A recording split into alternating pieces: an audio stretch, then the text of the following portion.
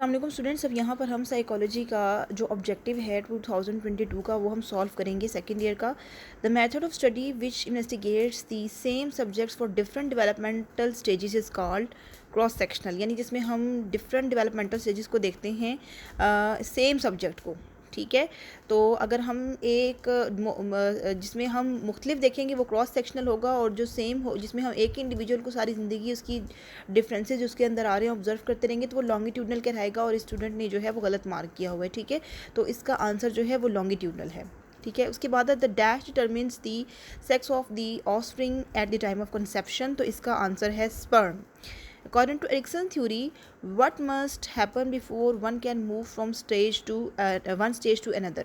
अगर एक स्टेज से दूसरी स्टेज पे जाने के लिए एरिक्सन की थ्योरी में क्या चीज़ आती थी, किस चीज़ की रेजोल्यूशन थी उसमें था कि कॉन्फ्लिक्ट रेजोल्यूशन, जो फर्स्ट वाला ऑप्शन है। ठीक है, इस स्टूडेंट ने गलत मार्क किया हुआ है। विच ऑफ द पियाजे stage is characterized by the completion of language and egocentric thinking, तो ईगोसेंट्रिक थिंकिंग और लैंग्वेज किस में कंप्लीट होती है? सेंसरी मोटर में तो जाहिर है कि वो नहीं होती, और इसमें आएगा प्री ऑपरेशनल, क्योंकि कंक्रीट ऑपरेशनल में तो कंजर्वेशन रिवर्सिबिलिटी था और फॉर्मल ऑपरेशनल में हाइपोथेटिकल रीजनिंग आता था, और जो फर्स्ट वाला था उसमें सिर्फ जो है ना वो जिसे आप कहते हैं कि एक सिंबल से इंसान किसी से बातचीत कर सकता है, सिंबॉलिक टाइप, उसमें इतनी ज़्यादा चीज़ें नहीं थी। ठीक है, तो इसका है pre operational. The end of menstruation in women is called menopause. ठीक है, इस स्टूडेंट ने इसको भी गलत मार्क किया हुआ है। ठीक है, इसका सेकेंड ऑप्शन है losing one's job is best considered as an example of dash stressor, कि एक इंसान की जॉब चली जाए वो कौन सा स्ट्रेसर है? नेचुरल, डेली, पर्सनल या पोस्ट ट्रॉमेटिक? तो पोस्ट ट्रॉमेटिक नहीं होगा। पोस्ट ट्रॉमेटिक तो बहुत बड़ा कोई ऐसा आपकी ज़िंदगी में कोई तूफ़ान आ जाए या कोई ऐसी कोई मिसहैप हो जाए जो कि आपकी सारी ज़िंदगी पर असर छोड़ जाए, जैसे ज़लज़ला है या सैलाब की तबाहकारी है, वो आ जाएगा उसमें। लेकिन इसका जो आंसर है वो है पर्सनल। ठीक है, the effort to control, reduce और to tolerate the threat that leads to stress is called coping, यानी किसी भी चीज़ का सामना करना क्या कहलाता है? किसी को फेस करना, बर्दाश्त करना क्या कहलाता है? Coping. Which of the following illness is least likely to be associated with smoking, कि स्मोकिंग से दर्ज झैल में से किस बीमारी का ताल्लुक सिगरेट नोशी से नहीं है? तो इसमें ल्यूकेमिया जो है खून की कमी है, ब्रोंकाइटिस जो है वो फेफड़ों की खराबी है, हार्ट डिजीज़ भी जो है वो एक ज़ाहिर है कि सबको पता है कि हार्ट डिजीज़ क्या होती है, तो तंबाकू नोशी का ताल्लुक किससे नहीं होगा?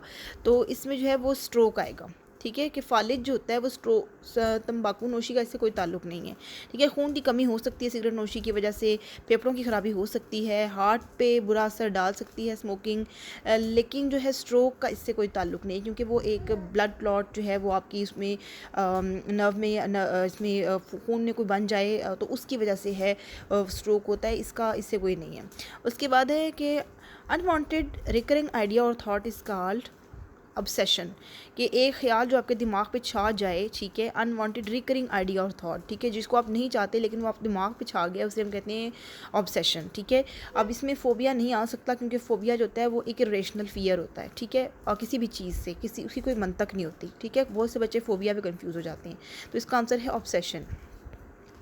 और नेक्स्ट हमारे पास जो है ऑप्शन वो है firmly held beliefs which are not based on reality, इसको हम कहते हैं डिल्यूजन, कि जब बिलीव्स आते हैं तो डिल्यूजन होती है, और जब सेंसेशन आती है तो हेलुसिनेशन होती हैं। ठीक है, यानी कि फॉल्स बिलीव्स जो होते हैं वो डिल्यूजन हैं, और फॉल्स सेंसेशन जो है वो हेलुसिनेशन कहलाती है। ठीक है, तो इसे डिल्यूजन आंसर है। Prejudice is a form of attitude, values, irrational behaviour या फिर ग्रुप डायनामिक्स। ठीक है, अब इसका आंसर जो है वो एटीट्यूड है। ठीक है, ये एक नेगेटिव एटीट्यूड है जो कि हम किसी के लिए बना लेते हैं। ठीक है, अब इसमें वैल्यूज़ तो नहीं आ सकता। इसके बाद इनेट बिहेवियर, बर्दाश्ती तो ये आप में होता नहीं है। अब इसमें जो ग्रुप डायनामिक्स लिखा है वो भी नहीं हो सकता, क्योंकि उसके अंदर तो ग्रुप बिहेवियर, ग्रुप प्रोसेस सब कुछ वो आता था, इसका इससे तो कोई है नहीं।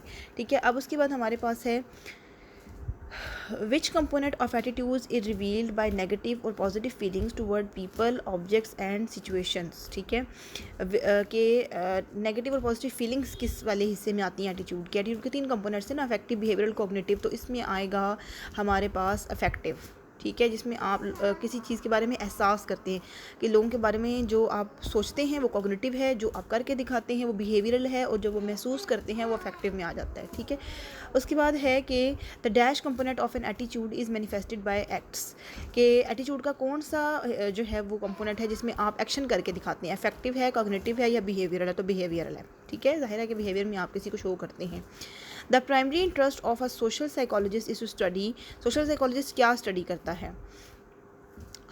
Influence of individual on society, एक इंडिविजुअल का सोसाइटी पे क्या असर है? Behaviour of individual in social situations, कि एक इंसान क्या बिहेवियर जो है वो सोशल सिचुएशन में कैसा होता है, या डिफरेंस बिटवीन सोसाइटीज़, नो, इसका तो ये आंसर नहीं है। क्लासिफिकेशन ऑफ सोशल बिहेवियर, ये भी नहीं हो सकता। Behaviour of individual in social situations, इसका राइट आंसर है। ठीक है, कि एक इंसान पर लोगों की मौजूदगी का क्या असर होता है, इसका ये राइट आंसर नहीं है जो बच्ची ने लगाया है। ठीक है, according to the text minor psychological barriers may be remove by the help of a dash, कि जो आपके थोड़ी बहुत नफ्सियाती रुकावटें होती हैं वो किसकी मदद से दूर की जा सकती हैं, जो कि मामूली दर्जे की होती हैं। गाइड काउंसलर, साइकोलॉजिस्ट, साइकेट्रिस्ट या स्पिरिचुअल हीलर, तो इसका आंसर है गाइड काउंसलर। साइकोलॉजिस्ट के पास तब जाएंगे जब कोई डिसऑर्डर होगा, और साइकेट्रिस्ट के पास तब जाएंगे जब आपको ट्रीटमेंट की ज़रूरत होगी। ठीक है, if a patient is allowed to say anything whatever comes to his mind, तो इसका आंसर है फ्री एसोसिएशन, जो आप पेशेंट को कहा जाए कि आप बोलते जाएं जो आपके दिमाग में आता है। साइकोलॉजिस्ट जो था फ्रॉइड की थ्योरी के अकॉर्डिंग। ठीक है, ये है।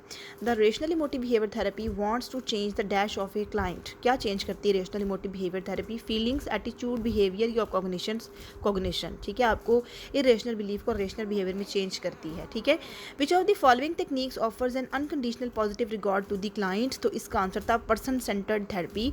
ठीक है, अब CBT नहीं है, REBT नहीं है, साइको एनालिसिस नहीं है। ठीक है, इसमें जो रॉजर की थेरेपी आपने पढ़ी है वो इसका राइट आंसर है। ठीक है, which of the following suggest that one had chosen a good counsellor, क्या चीज़ ये बताती है कि एक फ़र्द ने अच्छे मॉलेज का इंतखाब किया है? Feeling somewhat distant from the counsellor, मॉलेज पर से एक हद तक फासले पर रहना, नहीं।